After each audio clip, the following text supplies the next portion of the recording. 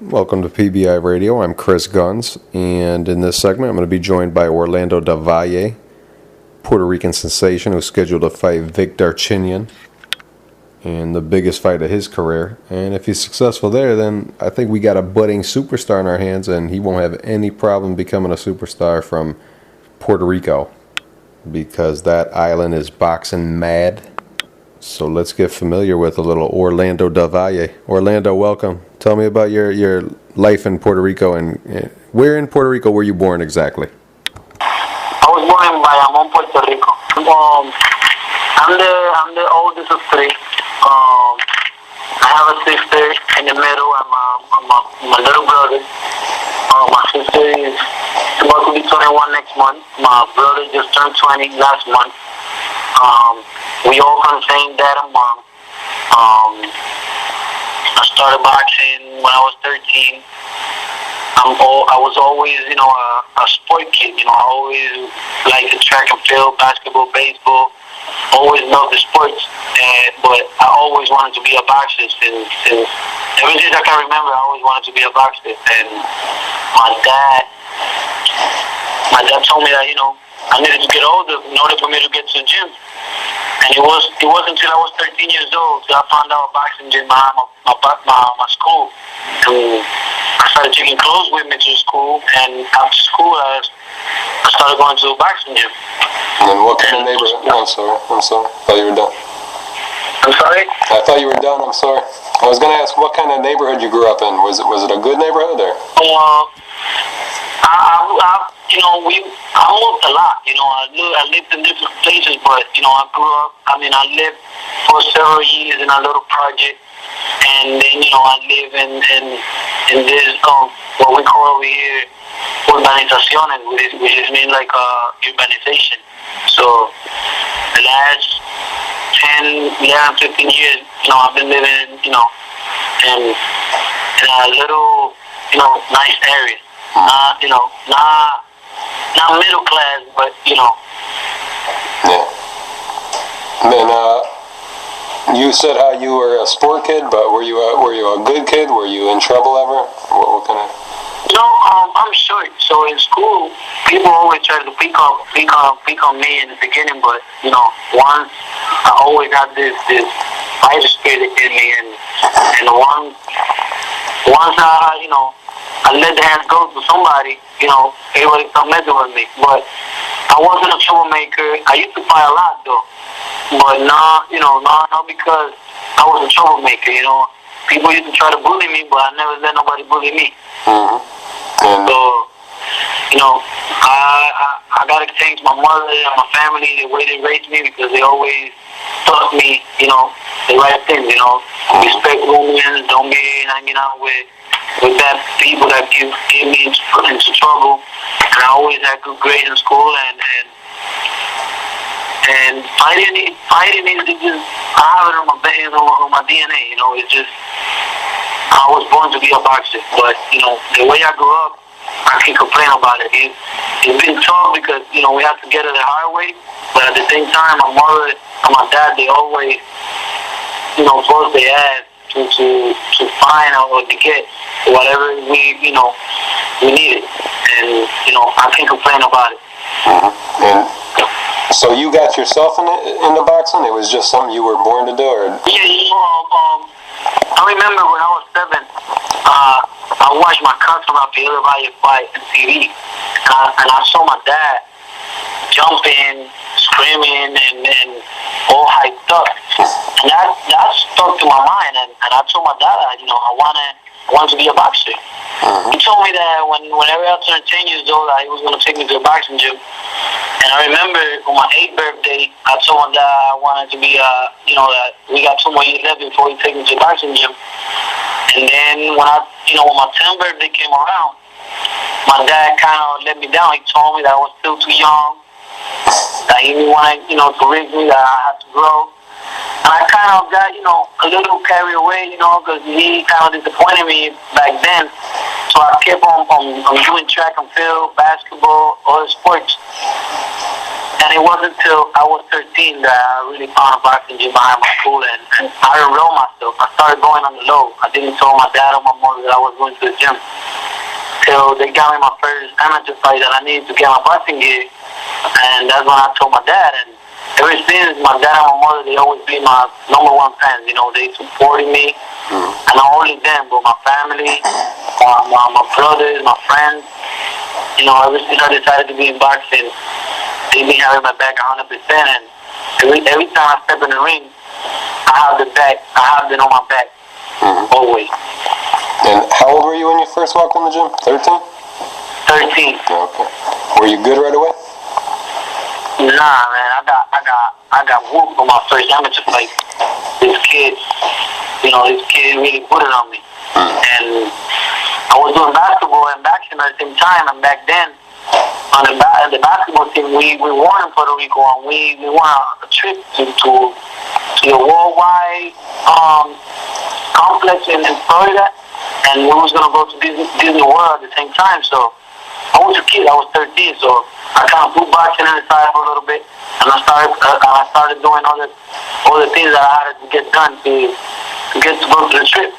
And I dropped boxing for the whole year. And I went to the trip, I came back, I kept playing basketball. But when I turned 14, everybody grew. Everybody started, being, and I didn't grow much. So I started putting more time on the bench. I kind of didn't like that. So I went back to boxing. And you competed at the... I haven't stopped. Say it again? And ever since I came back, I haven't stopped. I did 126 amateur fights. I only lost 12, and I won many international, national tournaments. I went all over the world, and I'm pretty happy with my amateur background. And you competed at the 2004 U.S. Under-19 Championships. How'd you feel doing that? And what happened there? Why didn't you go further in your first? Was that your first one ever? Or not your first? Was that your first tournament ever? No, you mean in the United States? The 2004 U.S. Under-19 at 125, 125. No, that was actually like my second and third tournament. I won the New York Golden Glove tournament. Then I moved on to the National Golden Glove tournament. And I won the National Golden Glove tournament. And then I went back to Puerto Rico. I came back to Puerto Rico and I fought in the Under-19 National Championship in Puerto Rico, and I won. And then we went to South Korea to the Under-19 World Championship. And over there I got eliminated in the first round. And then I moved back to the States, and I went to the Under-19 National Championship, and I think I won 2 fights. And I lost in the semis, in the quarterfinals. And I didn't make the tournament, but then I keep moving on the ladder. Next year I came back and I won the Under-19 in 2005. And you won the silver medal first at the 04 national title. At the national PDLs, I got two silver medals 2 years in a row, 04 and 05, and they both were controversial fights where I lost by 1 point each year. So there were fights that could go either way. A lot of people thought I won. I wasn't, I'm not a judge, so they thought I didn't make it, so I was still happy with my performance. And when you won the National Gold Gloves featherweight champion, when you became the featherweight champ there in 04, how'd that feel, winning the Gold Glove? Honestly, I was a kid. I was 17 years old. I didn't know English back then. I only was in the state for 4 months, and I didn't even know how big the tournament was till I got the ring. Months later, that I got the ring, and I started looking over that, Roy Mayweather, Oscar De La Hoya, Roy Jones Jr., all these big name Hall of Famers have to go to the tournament. And, mostly more than 50% of the fighters that win the tournament, they make it big in the pros. So that was something that really hit me, but afterwards. afterwards. In the beginning, I didn't thought it was that big, but it was good, you know. Yeah. It's not easy to be a national champion in the United States. No, it ain't. You did good, man. Then you won a silver medal at the 05 National Pal. What was that? What was that like? Any better than the first one? You know, honestly, those 2 years, I really thought, you know, I won the fight, and you know, the people who were there, but hey, you know, I'm a fighter that I do the best of my ability to keep my composure, not lose my focus, and when I lose, I just try to come back better. And then, you know, those were 2 fights and 2 national championships that didn't go my way, but you know, I made it far. I made it to the finals. It was fights that were very close, that could go either way. A lot of people thought I won, and you know, that was enough for me. I was happy, and I just kept training to achieve my goals. And then you went to Finland, and you won the bronze medal at the Tammer tournament. How was Finland? How'd you like Finland? Finland, it was great. It was actually my first overseas trip with the United States. And when we went to Finland, we made the news right away because we were a under-19 team. And the people that were in charge of the tournament, they kind of didn't want us to compete because we were young. And in the overseas, they got the cadet competition, they got the under-19s, and then they got the adults. And that was a adult tournament. And they weren't thinking of not letting us fight. But we worked it out, and I got a bronze over there. I did pretty well. And I remember that tournament, you know, Danny Garcia is a junior welterweight world champion right now. We're over there with us. He got the gold. And you know, those are some memories that I always want to have them, man. It was great. And then in 2006, you won first place at the Six Nations Cup. And yeah. How'd that feel? I mean, it was great. I only had one fight. I had to fight this guy from France, I believe it was. He was very tall. Very tall. He was very tall.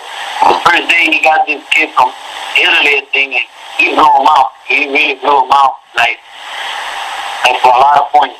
And I put it together in the final, and I got the win. I had to work hard, but we did it. And you know, it was Sean Estrada, Carl Dargan, and me. I think that we all got the goal.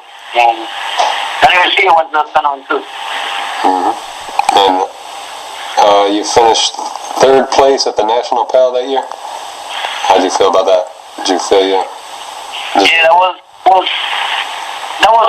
a disappointing for me. I could tell you that one was a little disappointing for me because that was the first Olympic trial qualifier, and I won 3 fights, very tough fights, and then I lost against Walter Sarnoy, which I beat before twice, and I kind of fell asleep on him, and I lost. I think I lost by 5 points, but it was a loss that really made me focus more and not take nobody lightly, no matter if you beat him before. So that was a great experience that has served me now as a pro. Then you won a bronze medal at the 06 Amateur Championships. What was that like? Did you feel you won that one? I think I lost against rest in peace Richie Bartelsar. That was a chess match. Richie was great. He was a slick, fast, good counter puncher, and it was a chess match. From round number 1 all the way till last round, it was a fight where whoever made a mistake, he was gonna pay for it. And Richie came out with a win, and he deserved it. He did what he had to do at the end, and you know, it was a great fight. Unfortunately, that he passed, but you know, it was another great experience. I got to beat John Lee in the quarterfinals of that tournament. And it was a great fight too. Yeah. Who did you beat? Saddam Ali? Yeah. Mm-hmm. I got him back. Yeah, you got him back. It feels good, doesn't it? Revenge? Yeah. Then you won a gold medal at the 06 Jose Che Aponte tournament. How'd that go?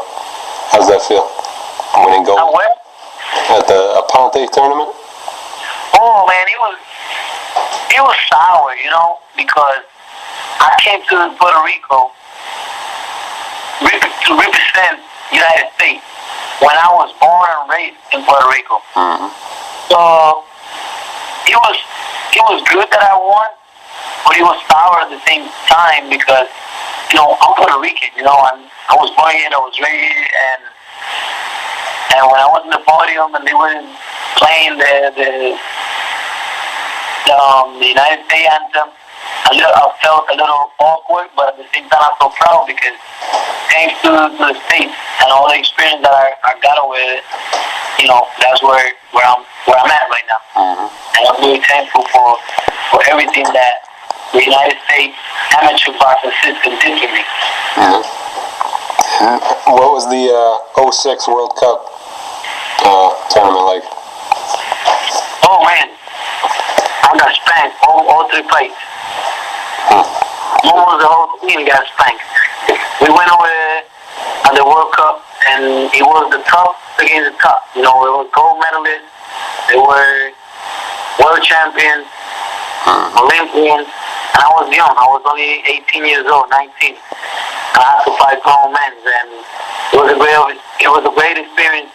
I came out short in all my fights, but it was great experience. Mm-hmm. Then you went to Italy and you won gold at the Six Nations tournament. What'd you think of Italy when you went?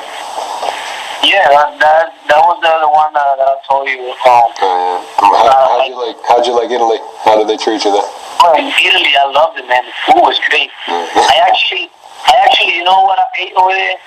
They bring you like a pie, like a cheese pie as an appetizer, right? Mm-hmm. But they put French fry on top of it. And it was great, man. It was a cheese pie with French fry. Wow. And that was back then. It was almost 6 years ago. And I'm craving for it. And I haven't done it yet. You know, I just gotta go to a place to look, man. I want you to put some French fry on top of it. That was something that I really liked, you know. Cheese pie with French fries on top. Yeah. It was great, man. It was really good. Yeah, that really does. Then you won 3rd place at the U.S. Amateur Championships. Oh, that's the one you talked about. How you defeated Saddam Ali. How'd you feel in being a semi-finalist in the 07 Pan Am Olympic qualifiers? It was I actually didn't make the Pan Am Games.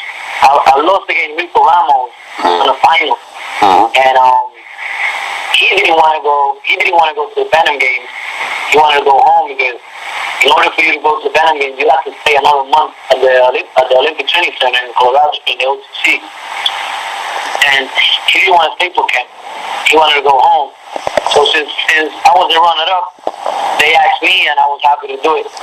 So in the Pan Am qualifiers, they brought 4 guys from the United States and make us box up, and that's what happened. Yeah.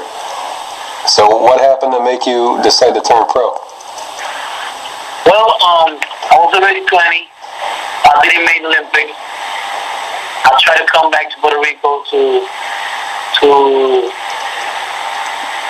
fight for my country. You know, the state, the USA Boxing gave me the release, but unfortunately, the Puerto Rico boxing amateur system didn't want me back, and they didn't accept me. So I had no choice. You know, I was getting ready to turn 21, and I I wasn't going to stay around for 4 more years. And we decided to jump pro. And in April 11, 2008, we did our professional debut in Atlantic City. And do you remember who you fought and what the result was? Yeah, I fought Ray Rivera. And he got a draw. He had only one fight when I fought him. And he was a draw. And I knocked him out in the 3rd round. You remember everything, man. Yeah, you got it, man. Then in your seventh fight, you fight at the Coliseo Roberto Clemente. How'd that feel to fight in there? It was great, you know. It was my first pro fight in Puerto Rico, and I had all my family, all my friends, everybody supporting me, and it was great. We fought against some kids from Puerto Rico, and we was able to handle it. You know, we stopped in the 3rd round with a mean left hook to the body that he could never came up. Yeah. And let's see. Then you had your first big test, a pretty big test against Dat Nguyen. Again? Yeah, you know. Fought for your first title. Yeah, it was my first nationalized TV fight on the eve for the Puerto Rican Day Parade. I became the first Puerto Rican non-champion to have the main event for that type of of fights, and we proved it. We proved that we belong in the big league. We outclassed that one, unanimous decision all across the board, and we're ready to be back at it on April 27th against Christopher Martin. How did you feel when you won your first title as a pro? How'd that feel to hold that title? I mean, I can't tell you that it doesn't feel good. For me, it feels good. It's like a stepping stone, because my goal is to become a world champion. So, till I don't become a world champion, I'm not gonna be completely happy, So I have a lot of work to do. But in your last fight, you fought Jose Barranza. Did you feel his experience? He had a lot of fights. Yeah, tough customer. Tough customer. He's a guy that knows every single trick in the book, and he showed it that night.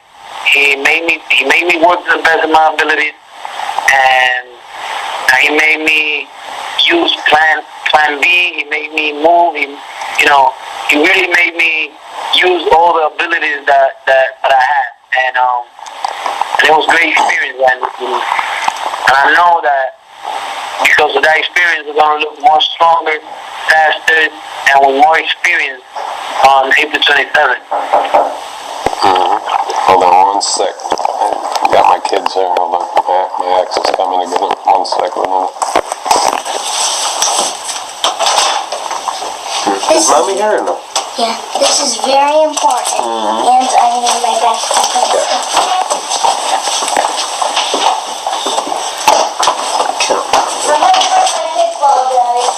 Okay. So is that all you need? Yeah. Okay, give me a kiss, goodbye. Give me a kiss, no.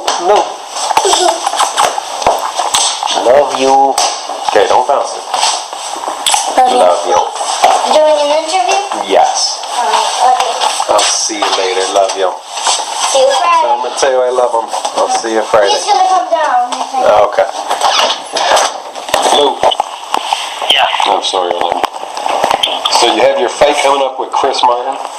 What do you know about Chris Martin? Oh, Chris Martin is a great fighter, great defensive skills, and very good boxing abilities. And he likes to be on the move. He likes to box. He likes to counterpunch. He likes to utilize the ring to the best of his ability. And I have to come ready. I have to come ready to put the pressure on him. I have to make sure I cut the ring. I have to make sure I put enough pressure on him so I take advantage of it in the later rounds. This is going to be a fight where conditioning is going to be very important, and I have to make sure I step on the gas and the earlier going, so I can take his legs away from him and take him deep inside the fight. And then you know, keep applying pressure, man. This is gonna be a fight where if I let him outbox me, it's gonna be a long night for me. But if I calm and I put the pressure that I need, you know, it's gonna be a long night for him. And how's training going now? You happy with where you are now? Well, training is great. You know, my trainer, which is my manager, Raymond Rivera, is doing an excellent job. He's pushing me to the limit. Is like, you know, the relationship me and him have is different, man. It's unusual. It's like a father and son type relationship, and we all got a good chemistry together, and our nutritionist as well is in the team, Carlos Espinosa, and everything is you know, everything is going, everybody's doing their job, and you know, we're ready to go. We're just waiting for 27 to come and give all the fans and the boxing world what they deserve. That is nothing but a great show. Yeah. You on edge yet, or what kind of person are you when you're in training? Are you the same kind of person when you're not, when you have no fight coming up, or are you more aggressive? What kind of person are you? I'm sorry? What kind of person are you when you're in training and trying to make weight? Do you get a bad attitude, or do you, what kind of... No. You know, I'm very happy. I'm a very happy person. I'm always laughing. I'm always joking, and I'm always in a good mood. Even when I'm cutting weight, you know, I don't starve myself. You know, I work hard. You know, right now, we still like almost 20 days before the fight, and yesterday I weighed out only 5 pounds overweight, and I'm eating. So I keep a good attitude. I'm always in the mood to train. I get my rest. I get the rest that I need for my training, and everybody's on the same page. And you know, I'm not gonna tell you that we like a family. We have our up and downs, but you know, that's what it's all about. And I'm just the same person you're gonna see in the gym. You're gonna see outside. But if you're in the ring with me, then it's a whole different story. I'm a whole different animal. Yeah. And do you try to stay away from ladies, or do you try to just, you know, what kind of ladies? I'm very focused on my career. Right now, I don't have a girlfriend. But you know, yeah. It'd be hard in Puerto Rico. It would be hard for me in Puerto Rico. Well, hey, you know, you got friends. Let's go out. You spend time with your friends. You date here, you date there. No commitment, no strings attached. I'm focused on my career, and till I don't bump into one that really wants, you know, best for me. So I'm gonna continue on what I'm doing. So girls ain't no problem for me. That's good, man. And what's it like being in Puerto Rico and having so much attention, and you're expected kind of to be one of the next champions? I don't look for attention. You know, I'm just a regular dude. I'm just a regular person. You know, when I go to the boxing shows, I do get attention, pictures, people come to me, but this is my job, and I love to do that. You know, I don't look for it, but people come. And I treat them like I know them forever, and that's just me. And when I'm home, you know, I'm the type of person that it's all about family. I love to spend time with my family, and I love being around, you know, my closest one, and that's what it's all about. You know, you don't see me clubbing, coming home, drinking, all that stuff. I do go out with my friends, but you know, I really pick my spot where I go, because at the same time I'm on my way up, and I have to make sure I keep. I'm a role model, you know. I got a lot of kids look up to me, so I have to make sure I keep all those kids that look up to me that I'm the clean cut. You know what I'm saying? So I do all my best to stay away from all the drama, trouble, stuff like that. Do you have a lot of haters, or is everyone basically supportive? Well, I don't pay attention to it. And if I do, I don't know. And I'm pretty sure that the ones that hate on me, they real close to me. So I'm the kind of guy that I kind of read in between that and all the people that say hi to me, but really he doesn't like me or don't want the best for me, but I can, in my heart, I can't have that kind of a grudge of pain. I wish the best to everybody, and if you don't like me, for no reason, it's up to you. I'm going to continue doing what I do best, and if you don't want the best for me, it's all right. If you need my help, you come call me. I'll help you, because that's just the way I am. And how is it on the island when news is coming up about like a fighter like Juanma and he fights Salido there? What's it like there on the island when a fight like that's happening? How it was? Yeah, how is it? How it was when Juanma lost? When Juan Manuel Lopez fights Orlando Salido or anything like that, like what kind of attention does it get? Is it humongous? Who? Got it. When a big fight happens with a. Oh yeah, no. When you could put two losers to fight each other anywhere, and people are gonna stop and watch. Yeah. So when they say boxing is gonna be over, it's gonna be on. People come, they show up, no matter where it is. And when a big fight like that comes around, they pack the place up. They really pack the place, and it's great. Puerto Rico, they support their fighters, and but they always have to, keep their composure at the same time. They have to keep their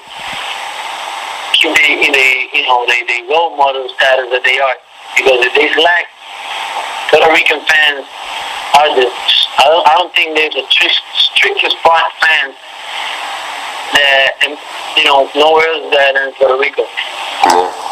And who's your top 5 Puerto Rican fighters of all time? Do you do that? Of all time? Yeah. Oh, that's no question asked. Felix Trinidad, that's my role model, that's my idol, and I have the honor to say that I know him personally. And Tito is Tito is big, man. Tito is been retired a little over 5 years already. And wherever he goes, he stops the place. He goes to the place and people start screaming, Tito. When he goes to the mall, he's to stop the malls, and he has to give autographs. He don't say no to nobody.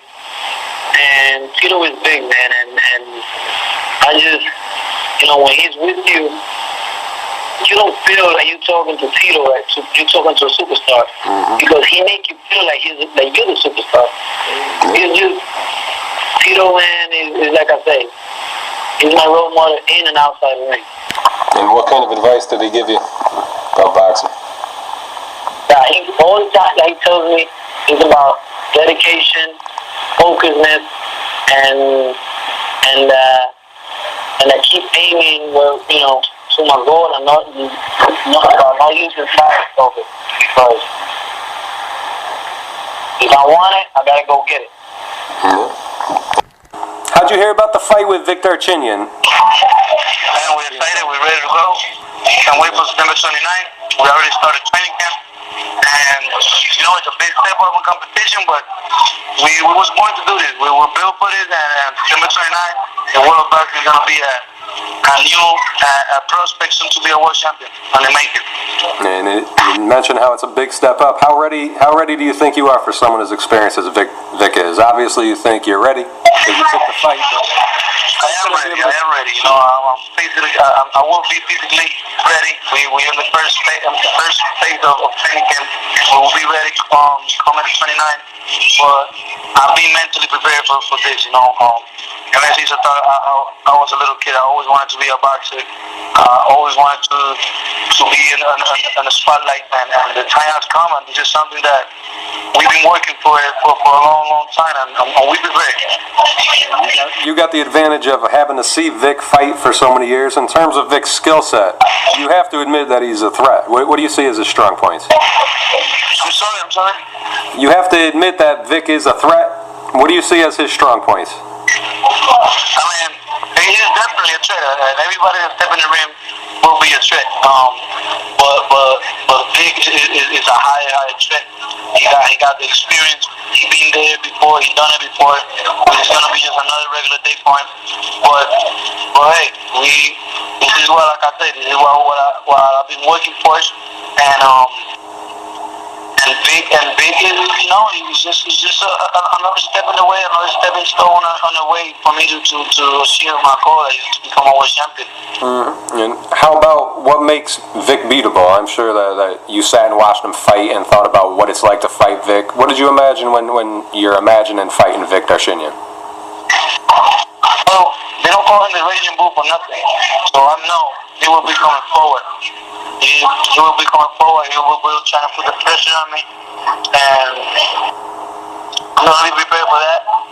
And I'm also gonna be prepared in case he feels like he wanna box. You know, I'm the type of fighter that if you wanna box, I walk you down, I put pressure on you, and if you trying to bully me and trying to put pressure on me, I'll take you to school and I'll box you, kind of punch you, and I will be prepared for whatever Vic brings to me. But watching him fight, I know he's gonna try to come and put the pressure on me in the early going, because I know in his mind he knows that I haven't fight somebody on his level, and he's gonna try to come and set the tone, and that's gonna be his mistake. And you already started training for Vic. Are you gonna train any different, any harder for this fight? I mean, we preparing real aware who we fighting, but the way I look at it, this is just another fight. Mm-hmm. And we're training very hard. We're working on speed angles, and our counter punching game has to be on an eight game that night, because we're gonna use it. We really gonna need it, because Vic, like I say, he's gonna come forward, swinging wild, and try to bait me on the ropes and set the tone. But I'll be ready. And do you feel ready to join that kind of group, like the Tito Trinidad and the Wilfredo Vasquez? Eventually I will. You will see. I'm on a developmental stage right now, and we know we're gonna get there. We're gonna keep proving the world that we belong with the big boys. Okay, so there you have it. Orlando Valle seems to be ready to make his mark on the sport, and he seems ready for Vic Darchinyan on September 29th. I want to thank Orlando Valle for taking time out to talk to me, and follow me on Twitter at Chris2Guns. Thank you.